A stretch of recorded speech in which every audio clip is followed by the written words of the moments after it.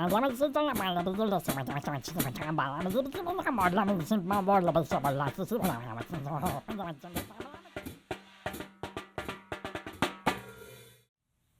for tuning in to Communicology. Today I'd like to talk about how to pick a speech topic and then develop it. Because one of the biggest problems we have with delivering speeches is, quite frankly, a lot of times we don't know what to talk about, and it stymies us whenever it's time to get up there and stand in front of people. We feel nervous and sweaty, and next thing you know, we're running out the back door in shame. Well, maybe it's not that bad, but you know what I'm talking about. Now, sometimes it's quite possible that you're given the topic. For example, if you're speaking at a commencement, most likely you're going to be giving some kind of aspirational speech about moving forward and achieving your dreams. Or if you're at a funeral, you're mentioning something about the life of the deceased. But beyond that, there are a lot of times when you're kind of on your own. Maybe you've been asked to give a special address to a group of people for, who's gathered for some kind of ceremony or event, and you're told, speak on whatever you want to cover. Well, what do you pick? Those are tricky, and it's one of those things that tends to freeze up students pretty quickly. And I try to thaw them out by making sure they understand what they're doing. They're not doing grand oratory. They're not standing in front of assembled millions of people. They're just talking in front of a class of their fellow students about stuff that matters to them. And that's the key, to pick something that you know. Because if you pick a topic that you don't know, then you're going to be in trouble. In this age of AI, it's very common to have students want to cheat and have AI write a speech for them. But I have to plead with them at the beginning of the semester and throughout the semester to not do it because, well, why would you? It's almost ridiculous to have AI write a speech for you, not just for students, but anyone who's listening in, because quite frankly, you're not that person. So AI cranks out a speech for you, it's not from you. You're just the one who's reading the speech, and that's not exactly very good, because what if something goes wrong? What if you start feeling nervous? You're stuck with the words on a page and you're not sure what they mean. So when you pick a topic, it's always important to go from your own wheelhouse. Think of something that you know how to discuss and go from there. Just think how many things that you know that you care about, that you have passion for, that you have, some kind of interest in. There are tons of things out there that you could go and pick from and talk about probably for hours. So to give a 5-minute speech or a 10-minute speech from those things would be quite easy. So why not, draw from that well? Because you know that information and it'd be a lot easier for you. So let's take a look at some of the things that you could do to pick a topic. Now, before we start with that, the first thing you should know is whenever someone gives a speech, there's typically 2 reasons. Now, some scholars say 3, but we'll talk about that in a second. The number 1 reason is to inform, and the second is to persuade. Because I'm either going to teach you about something, or I'm going to try to get you to believe what I believe. Now, some include to entertain as a third option, but I typically don't do that, as well as other scholars as well, because the issue is, if you're giving a speech that's entertaining, you still might very well be informing people things. Or you might very well be persuading them about things. Or you could have a persuasive speech with some entertaining features, or an informative speech with entertaining features. Because if we're talking straight up comedy, that's not really a speech, that's a performance. So if I'm giving a proper speech, I'm either trying to inform you or persuade you. So again, informative speeches, quite simply, I'm the teacher. I'm going to teach you something. So it could be about a whole variety of things, but all I'm doing is teaching you about it because you didn't have knowledge about it at the end of my speech. Now you do. That's the whole purpose of an informative speech, to inform somebody. Now to persuade, I gotta cross that line where I now have that call to action, because that changes things really quickly. Because I move from just teaching you about something to try to get you to believe what I believe about something. Now, those speeches are typically a little bit more uncomfortable for students, and typically whenever I create my semester, I front load it with the informative speeches and end load it with the persuasive speeches, because telling you about something isn't that really nerve-wracking because, I mean, everyone has stuff that they like. Like I play a drum, so I can teach you about drums, and that's not that big of a deal. That's not scary at all. Now, if I'm trying to convince you of something that you should believe what I believe, you can instantly feel that tension inside, like, ooh, do I want to try to tell someone that their beliefs are wrong and mine are right, therefore they should believe what I believe? That's that's a bit tense. So some students, of course, balk at that, which is why I put those at the end of the semester. But let's look at 4 things to consider when trying to come up with a topic to cover for a speech. Now, the first one, think of it as a very easy question to ask yourself. If you could hang out with one person for the day, who would that be? Picture that person in your head. Who is that person? Well, the better question for the purpose of the speech is, why'd you pick that person? Because there are, billions of people on the planet at any given time. Why'd you pick that one person? Now, a lot of times you might pick someone popular, like LeBron James, Taylor Swift, something like that.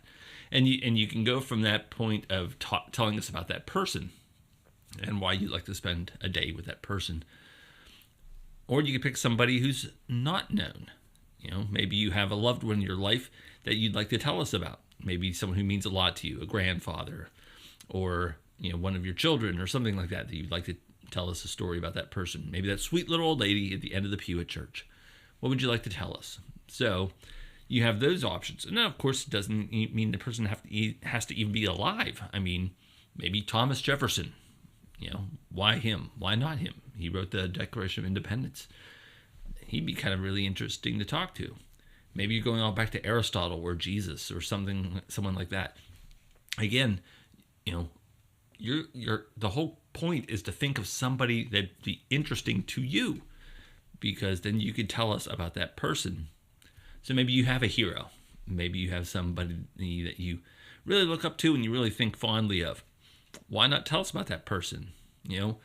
Not just the basic answer of the question of why I'd like to spend the day with them, but tell some basic things about that person. Remember when we talked about how to create an outline in a previous episode where we talked about the 3 basic parts of the speech? You have the introduction, the body, and the conclusion. And the body has 3 main points in a typical 5-minute speech. So you talk about 1 minute per thing. So intro, main point 1, main point 2, main point 3, conclusion. So what are 3 things you could think about that person that would fit in this speech for you? So why'd you pick, Thomas Jefferson? Wrote the Declaration of Independence, the 3rd president of the United States, and I'm sure we could come up with a 3rd thing and, do a little bit of basic research and find out what that 3rd thing would be and talk about those 3 things. That would be really kind of fun and fascinating to do if Thomas Jefferson's your cup of tea, and maybe you wouldn't think about Thomas Jefferson. That's the point, though. Who would you pick? Think of that person or persons, and then start developing the speech from there. Because, again, that's one of those things. If you like them, you're more likely to do any kind of researching to do. You're also more likely to talk about them ad nauseum. So there are people in your life that you could probably talk about for a long time. Perfect opportunity for a speech topic. If you don't want to have a person, same thing. Let's move to the idea of a place. If you could snap your fingers and go somewhere, where would you go right now? Why did you pick that place? And again, it could be a place that you've already been to. For example, one of the neatest places I got to visit was Costa Rica. And it was really neat for a variety of reasons, but I could pick 3 for my main points. The people were really friendly. The food was really good, and the environment was just lovely. So I could think of those 3 things easily that I could talk about for a minute each for my speech. That's not a big deal at all. Or I could talk about a place I've never been before. I'd like to go to Ireland someday. I mean, I've got a heritage that goes back to Ireland from my ethnic roots. I've got a religious heritage that traces its paths to Ireland and England and Scotland. And I could, again, the geography from what I've heard is it's a stunningly beautiful place. I'd like to go see that. So I mean, you get the idea. Just come up with a place you'd like to visit and think of a few things that you would like to talk about. Almost always with places, you could easily talk about food, culture, environment. Those three things are almost always the things that when people go on vacation, they come back talking about. The food, the culture, the environment. So those are easy ways to break down a speech for a place. But again, pick one that you're interested in. So again, if I could snap my fingers and go somewhere, where would I go? There you go. That's a place that you have an interest in. Tell us about that. Maybe then from there we move to the idea of a thing. So we have the idea of something that is interesting to you. Again, I mentioned drums, or I could talk about hunting. I could talk about road cycling. I could talk about motorcycling. I could talk about cars. There's all kinds of things that I care about. What's in your wheelhouse? What do you like to do? Do you have a craft? Do you have a hobby? I bet you could talk about that for hours on end. Why'd you get into it? What's so special about it? What are some things to learn about it? How do I start to get into it? There's just tons of ways you could think about that kind of speech topic. So if I pick something like drums, I mean, I've been drumming since, 5th grade. I could talk about drums for hours. All different aspects. I could talk about the different kinds of drums I've played, from like the drum set for jazz band. I could talk about concert band. I could talk about pep band. I could talk about marching band. I mean, there's all these different things I could discuss when it comes to drums. I could talk about world drums. I could talk about drum sets. I could talk about concert drums. I could talk about percussion instruments. I could talk about how drums are made. I could talk about the materials used to make drums. You get the point. I mean, I could just go on and on. That's something. There's something like that in your life. That'd be an easy thing to use as a springboard for a topic going forward. Think of what that thing might be. Again, it doesn't have to actually be the thing, but it could be like how to get into that thing. So if someone wanted to start playing the drums, I could give a speech on how you would start. Or if you're confused about when you see a drummer on the stage and all of the drums and pieces there, I could talk about all of the pieces and parts and explain those to you so the next time you go to a concert, you know what's going on up there.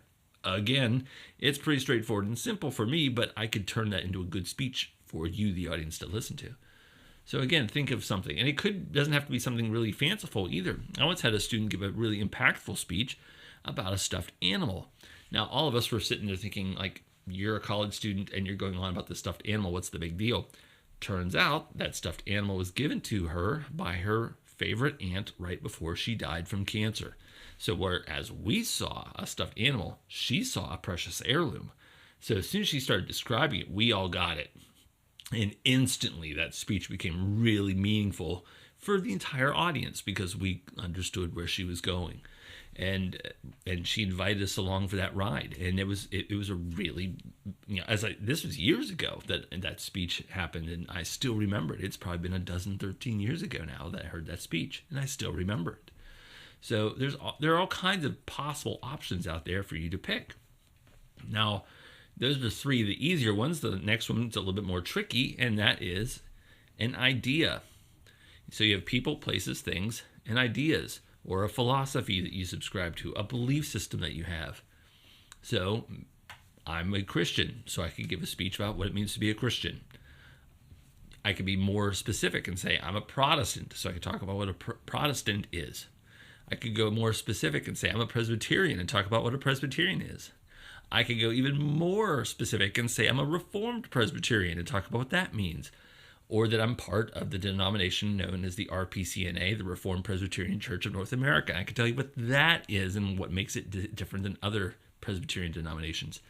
You can see the options that are available here. Now, it doesn't have to be, of course, something religious. It could be your politics. What are your political beliefs? It could be other things that you believe in, other ideas, other things that you study that are interesting, like being in communication. There's all the different ologies that we talk about, that we share with our friends in philosophy classes. We've got phenomenology and epistemology and ontology. So all these different ologies that we have, those are fun and interesting for people who are in this space. How can I then give a speech and make it interesting for you? So that's one of those things that people, don't think too much about it, because again, it's easy to go with the person, with the place, with the thing. When you start getting the belief systems, a lot of people sometimes struggle with that. One, because surprisingly, a lot of people don't totally know what they believe. They just know they believe in stuff, but they don't know why. The other problem is too, is that's a little bit personal. I mean, obviously, if I go into things like politics or religion, I'm exposing some very personal things about myself, and I might not feel comfortable doing so to a bunch of strangers in a room. So maybe I don't want to do that. Again, it doesn't have to be that. Like I said, like philosophies or other belief systems that you've been taught in the educational world, those work too. So why not? I mean, you could talk about economic theory, like capitalism or Marxism or communism or socialism. All of these different isms out there that you could talk about when it comes to economic theory. So it doesn't have to be something really deep like religious or politics. Religion or politics, it could be anything else. So again, those are good. Now, those four things for informative speeches also work for persuasive speeches. So instead of me telling you about Thomas Jefferson and why who he was, I could give the speech on why I think Thomas Jefferson is the best president the United States ever had. That's something we can argue. So now you can see why persuasion comes in, because we can argue that point. We've had 47 presidents thus far. Which one was the best one ever? Well, some will say this one, some will say this one, some will say this one, and we can argue about that. I'm going to argue on behalf of Thomas Jefferson. Now, maybe I want to talk about a place. So instead of just telling you about Costa Rica, I could try to convince you that you should go to Costa Rica too. That's persuasion, because I'm doing that call to action, trying to get you to go there. So instead of talking about this thing, like telling you about a drum set or telling you how you could get involved, I'm going to try to convince you that you should get involved, that you should start to play drums, that you should take up playing the drums, or that you should care more about how they're made or how they sound and all that stuff. That's a different kind of thing. So, and same thing with religion. Instead of saying, I'm going to tell you about what the RPCNA is, I'm going to try to convince you that you should join the RPCNA. That's a different thing. And this is where students, again, usually have that problem, because if I'm just teaching you about something, I'm letting you into my world just a little bit about a favorite person, place, thing, or idea. And I'm just letting you into my world by teaching you some of those things. But now I'm going to try to convince you that you should think those things too. You can sense that tension. Like, I'm now going to step on your toes. Now, telling you why you should have this favorite president, probably not so much. I mean, that might be a thing that we'll argue over, yeehaw, whatever. Or a thing like why you should play the drums. That's okay, whatever. Maybe we don't wrestle with that. And then why you should go to Costa Rica. That might not be that big of a deal. Like, hey, sure, traveling, that sounds fun. Why not? But when you get to those ideas, that's where it gets really tricky. I'm going to try to convince you to believe what I believe politically. I'm going to try to convince you to believe what I believe religiously. I'm going to try to convince you to believe what I believe economically. And now you can feel that I'm not just like coming up to you. I'm now stepping on your toes. So the students have that wrestling point with that, and it's no different than in most adults, because we all wrestle with that concept. So, it's one of those things it's difficult to do. But again, it's one of those things that we need to think of when we're creating our speech. So no matter whether you're drawing from people, places, things, or ideas, no matter whether you're doing informative or persuasive speaking, from there, all you need to do is start moving into the concept of turning this into a speech. Now, when it comes to your speech, you need to also be aware of your audience and your time frame. Those things matter too, because if I only have a 3-minute speech, I can't talk about something too complex. There's just not enough time. If my audience is made up of 5th graders, I need to be sure I'm talking to them like 5th graders. So if I'm doing my ologies from the communication world, I'm talking about phenomenology, that's going to just blow over ahead of a 5th grader. So that's one of those things that I have to be aware of who my audience is. I have to be aware of how much time that I have. And then ultimately, too, I need to know my purpose, as I mentioned at the beginning of this episode. Why have I been brought forward? So if I am talking to a specific group of people who've been assembled for their club or whatever that they're part of, and they want to hear someone talk about a certain area of expertise, I've got to fit it in there somehow, one of those topics I could come up with. But the ultimate point is that I need to be aware of those things before I start talking, because what's the point of talking about giving a speech about say like something like Social Security benefits to a group of 10-year-olds. It's not going to be around when they get to be 70 years old, so who cares? So again, you have to match your topic with your audience to some extent. You have to be aware of who they are and what they're thinking. But at the end of the day, like I said, it's not very hard to think of and come up with a topic. You just need to be willing to step into a few of those little different buckets. Am I doing informative or persuasive? Can I think of a person, a place, a thing, or an idea that I can fit to this particular audience at this particular purpose in this particular time frame? Once you start working through those, it's not too terribly hard to come up with the rest of the speech from there. But there's some quick ideas on how to generate topics, just to come up with something to give at your next speech. So if you're ever called upon to give a speech and you're given a pretty wide berth of what to talk about, I hope that those possibilities will work for you in your brainstorming sessions. That's what I have for you today. Thank you very much for tuning in. As always, please like, share, and subscribe. If you didn't like what you heard, that's okay. Thanks for tuning in this long anyway. But we'll see you next time on Communicology.